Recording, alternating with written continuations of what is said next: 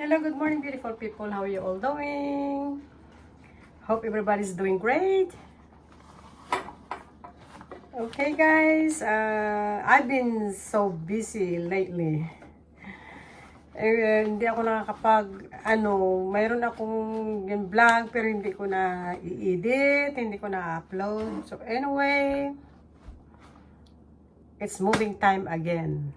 So, finally, we found a place, me and my daughter and my granddaughter. Kasi yung almost 2 years na dito naka-stay si Jean at saka si Amaya sa anak kong panganay. So, bali 2 years sila dito itong month na ito. October. Tapos ako dalawang beses umuwi sa Pilipinas. Tapos yun, umuwi ako dito din ako nag-stay. So anyway, sa ngayon doon ako na isi sa anak kong bunso. Pagdating ko galing ng Pilipinas. Tapos, ayan, finally, kami ng place namin na lilipatan. So, maglilipat kami mag-start kami itong week na ito. Kasi yung mga gamit namin, since nag-move kami sa dati naming tinirahan, 2 years ago, almost 2 years, nasa storage. So, 2 years din binabayaran ng anak ko yung storage kasi lang iba namin gamit doon. Anyway, at least yung nga, nakahanap ng ng lilipatan. So, ito, paki na naman. Maghahakot na naman. Parang, tawag ito, walang katapusan. But anyway, malaki na yung apo ko. So, naghuhugas tayo guys ang ko habang ako sa inyo. Pagdaldalan.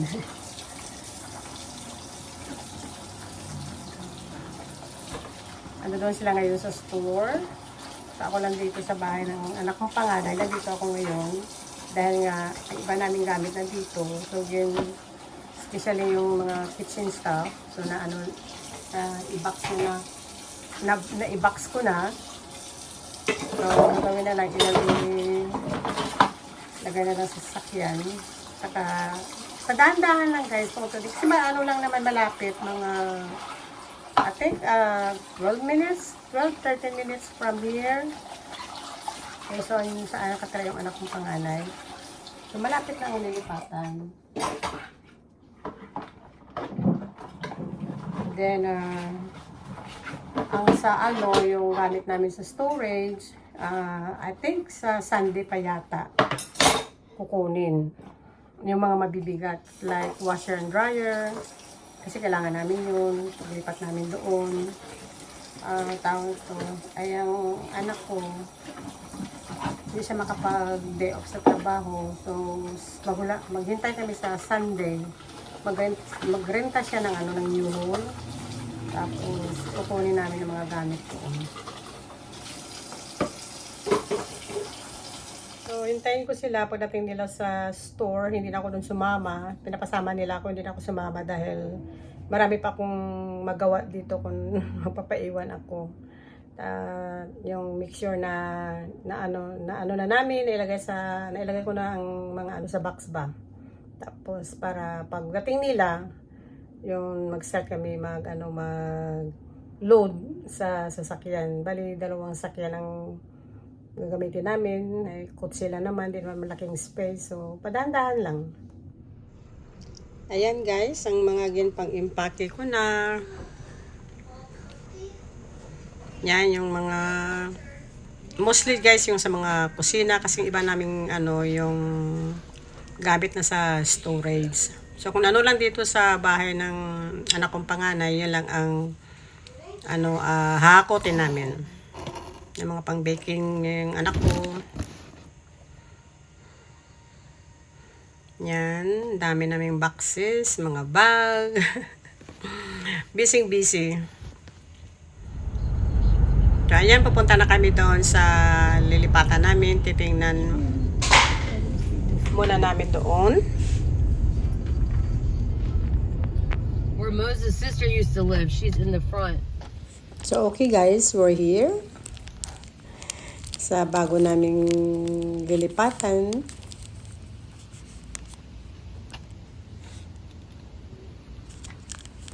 So, ayan, pagpasok mo guys, yan ang di ko alam kung ito ang magiging living room. Tapos, yun, paakyat sa itaas. May hallway. Tapos, dito sa kabilang side, ang papuntang kusina. Sama ko dito yung anak ko. Tinitingnan niya ang refrigerator. Then, ang kusina, ayan ang kulay. Gusto ko yung lababo guys kasi dalawa, malalim. Yan ang mga cabinet. Ang kulay is dark blue. Yeah, but there's a lockbox on the door. I think they're coming back to look at it. Then, ang stove nila.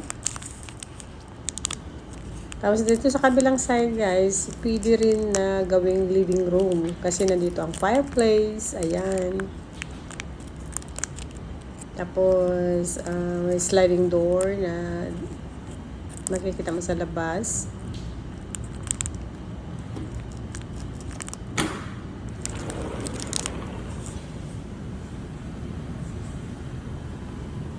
Ang daming mga guys kasi ang malapit sa mga kahoy, yan ang fireplace. Tapos itong hallway, yan dito sa kaliwa na pintuan ang hook up ng washer and dryer. Tapos ito ang closet na yung panglagyan ng mga jacket, coat. Ayan guys. Dito yan sa sa ibaba.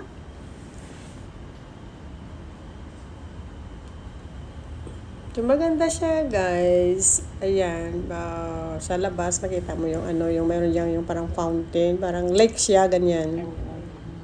Sakit tayo sa itaas. Turo tayo. We got 3 bedroom. So, unahin natin ang master bedroom.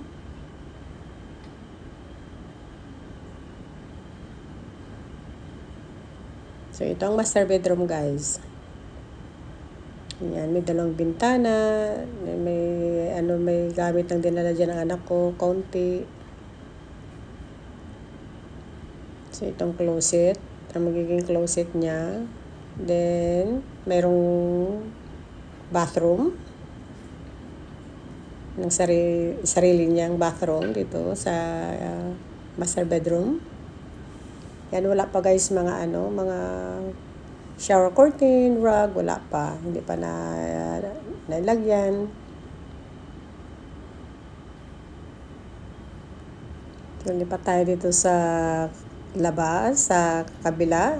Another full bath. So, bali, dalawang full bath ito guys. And ang half bath na sa ibaba. So, ayan. Ito yung sa amin may may tub. Then, itong isang kwarto.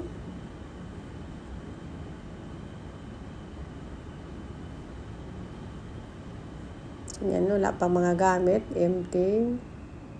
Pero ito ang pinik na ni Amaya na magiging room niya. Kwarto. Tapos, may closet. Then, sa kabilang kwarto na naman, bali ito ang magiging room ko. Tapos, ang pintura is, kung anong pintura guys sa kusina, sa babayan din ang pintura dito. Siguro kasi ang nakatira siguro dito, yung anak ng lalaki. Yan ang gustong kulay. Pero pwede namin na siya pinturahan ng natural na pintura katulad din yung sa ibaba yung off-white, then may closet. Hello beautiful people, how you all doing? Good morning. Okay, this is the next day for moving some other stuff.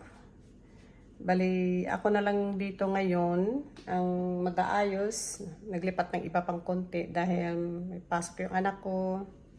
Busy lahat. So, mag-rearrange ako dito sa bago naming lilipatan. Ayan guys, kung nakikita nyo, ayan, nandito na yung mga ibang abubot. Ayan. Yung mga ano lang ito, yung galing ito sa bahay ng anak kong panganay. Ayan, yung sa mga kusina. Tapos ang iba nandun na rin sa taas konti. Konti pa lang ang nandito guys kasi ano, tawag nito, ayan ang iba, yun. So, unahin ko muna yung kusina. So, mga ano pa guys, yung mga ano pa, mga damit at saka yung mga kama nila. Kama nung anak ko, ililipat nila dito sa Sunday. Pati yung couch. Upuan. Tapos, the following week, like middle of this month, ay yung sa storage naman. So, magrenta yung anak ko ng ano, ng U-Haul. So, kukunin namin lahat ang nasa storage. Baka ang nandoon, marami kaming i-dispose kasi 2 years na yung mga gamit tong guys sa, ano, sa storage. Ang importante lang doon isang washer and dryer. At saka yung dining table. Yung kama ko doon, baka i-dispose na kasi matagal na doon sa storage. Parang, siyempre iba na yung ano ba. Okay pa naman siya pero parang mahirap na siguro ano linisin. So anyway yan. So, abutin kami ng 2 weeks bago lahat ito siguro ma-organize lahat o baka abutin pa ng 1 month. Kasi paunti-unti. Pero everything na ano na may electric na, nakauna yung ilaw, mayroon ng internet. Tapos, yun. So, ang gagawin ko, unahin ko muna guys ang kusina, then ang mga bathroom sa itaas, yung 2 full bath.